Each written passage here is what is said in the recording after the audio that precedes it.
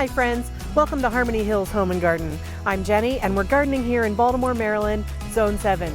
Today is all about changing the shape of this flower bed. It's going to be another installation in our front foundation refresh project series, so come with me and let's get this job done. Now to do this project, I'm going to be using the old-fashioned, very traditional method of cutting a new edge on the grass and then digging out the sod. What? You're not doing no dig? You don't have to do no dig every single time. Okay, there may be some questions about why I'm not using the no dig method for these new edges of the flower bed. And really the main reason is I want to plant into these flower beds right now, like in the next couple of days. And when I did the new beds out by the end of the front walk, I used the no dig method there, kind of. I mean, because I did have to dig in some things. But what I found was that I don't think that it was really optimal for immediate planting, the no dig method. What I really think the no dig method is best for is when you're establishing a new flower bed and you want to plant in it later, like in a few months, like fix it in the fall and plant it in the spring, that kind of deal. So for this project, I'm not going to be using no dig. I'm going to be cutting out the grass and moving the grass back to the compost pile where it will live a very happy second life as compost for the garden next year. The tools for doing this style of flower bed edging are very, very simple.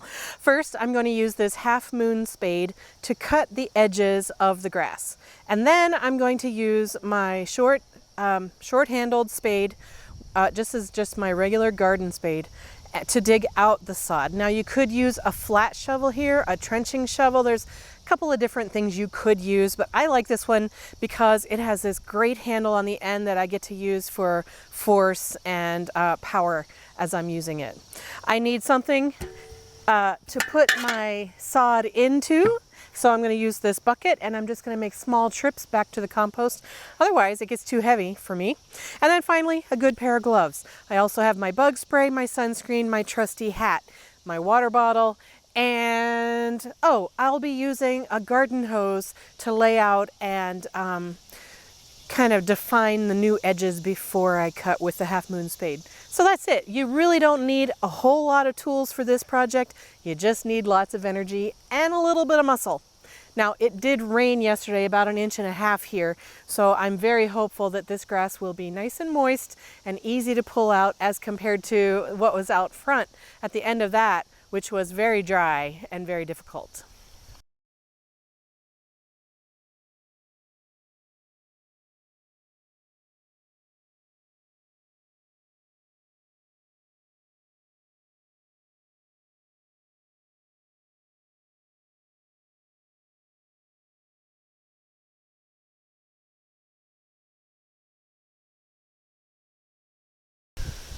Okay, so this is my new line. It comes down a nice gentle curve, gentle curve up to here. This is roughly right here, the top of the curve, about right there. And then it kind of goes straight across, and then it joins in this curve around the crepe myrtle tree. And so I have to remove this grass here and this grass here.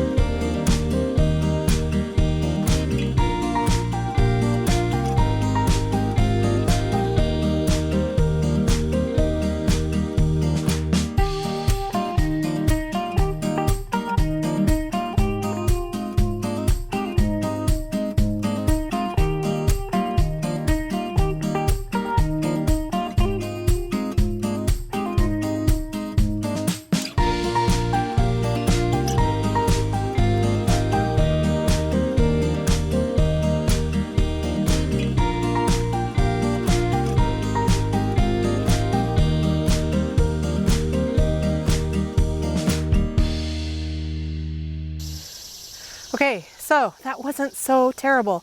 It took me less than 30 minutes. I think it was about 20 minutes start to finish for this one little section right here.